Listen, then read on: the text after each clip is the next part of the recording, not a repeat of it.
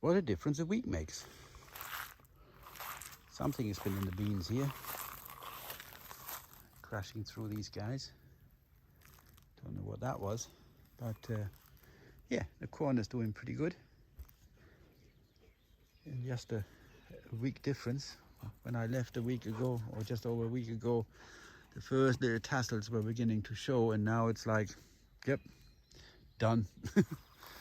Should be getting some corn out of that soon. We picked 15 gallons of beans out of this lot, and there's still a good batch. Yes, a good batch left on them. So they're still carrying pretty good. So we'll have another harvest tomorrow or the day after. I wonder what ran through here. So, but apart from a big German Shepherd, get out of there, Finn.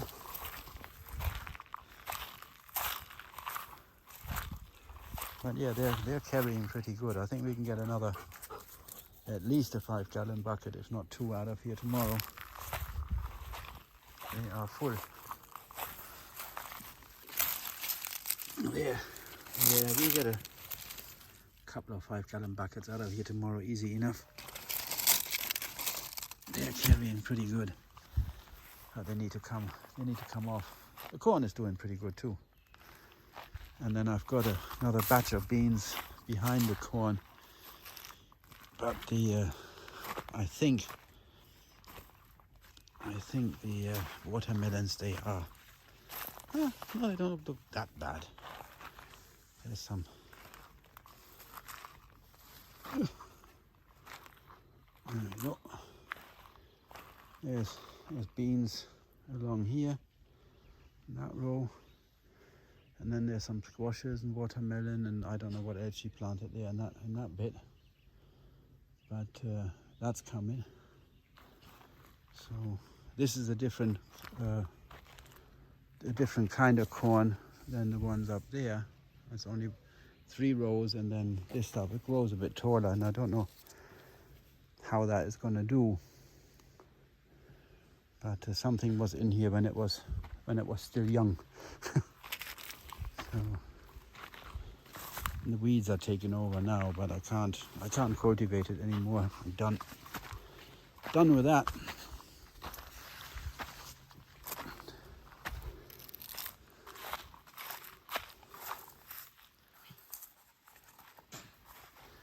Did you wait for Daddy? Huh? Are you a good boy? We're gonna go up to the camper there and then come back. I don't know what he's hacking up. Come on, Finn. There you go. What did you get into? Huh? Good boy. Come on, let's have a look over the valley.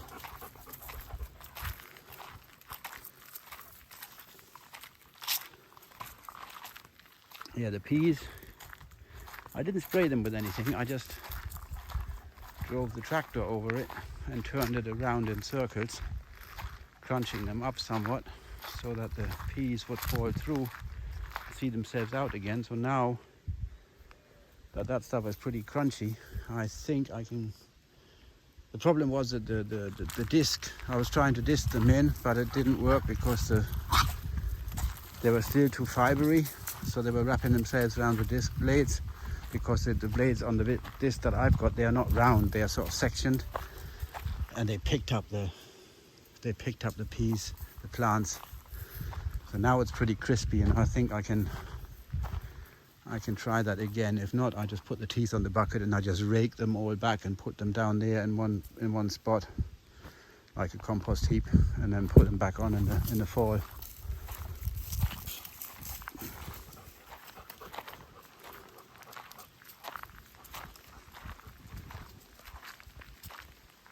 Let's have a look down into the valley.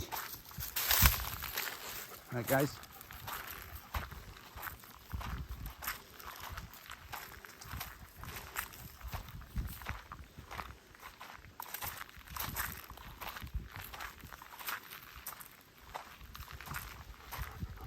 Oh, it's relatively clear. A little bit of haze, but not too much.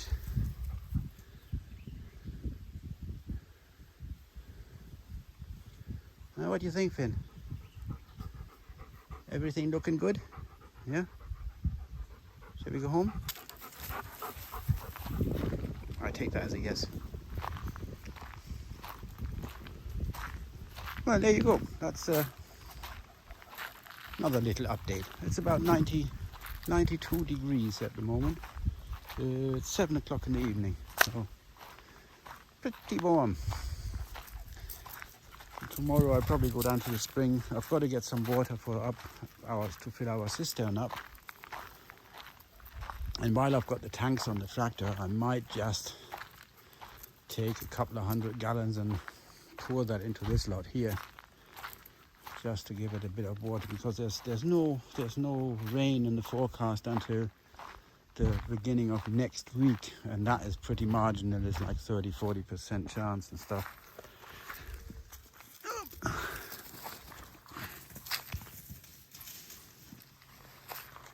So we'll see. I think it could do with a bit of a watering the whole lot there, especially those watermelons. Otherwise they'd be dry melons, nothing to do with water. I will see. So yeah, so we've got to can this corn here. These beans here, they are next. We'll harvest them tomorrow or the day after and can them. And then the next lot is going to be, I think we've got a bunch of beets that the Admiral wants to have canned, so we'll do them. And then not too far in the future, this corn is going to be far enough that I can start harvesting it and putting a bunch of that in cans as well.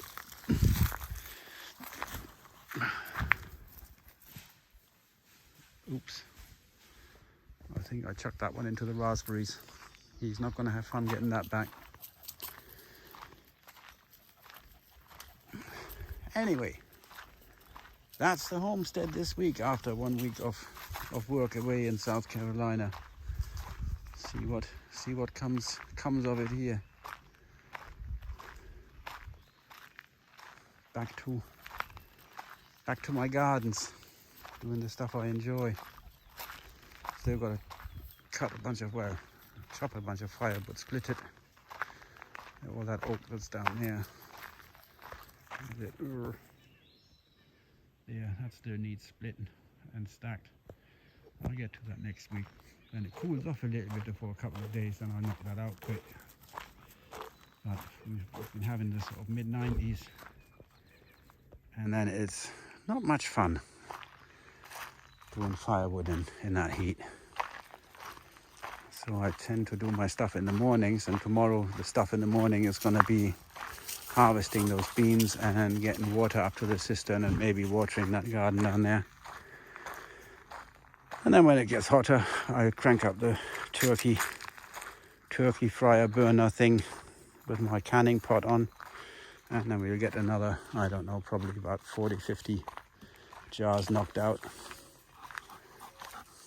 Right, Finn, where did you put it? There. Oh, okay, here we go. Right, throw it in that way, okay? Right, quick update. I got back yesterday. I left Hilton Head at like, I don't know, 2:30 in the morning, something like that, and then got here at 9:30, 10 o'clock. And then sort of settled in, got my stuff unloaded and all that good stuff. And we had a bunch of green beans that just sort of happened while I was gone that week. And so we harvested like 15 gallons. And today the pressure canner is in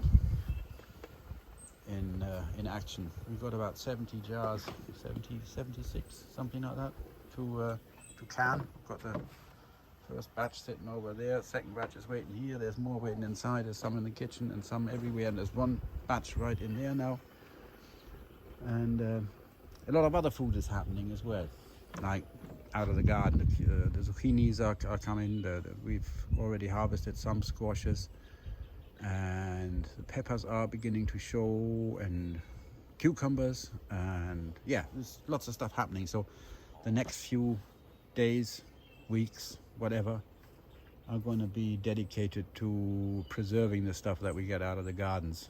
This one and then the one up there. I've got a bunch of corn still. We still got loads more green beans to come. So we should have about close to 150, 200 jars by the time we're done with it.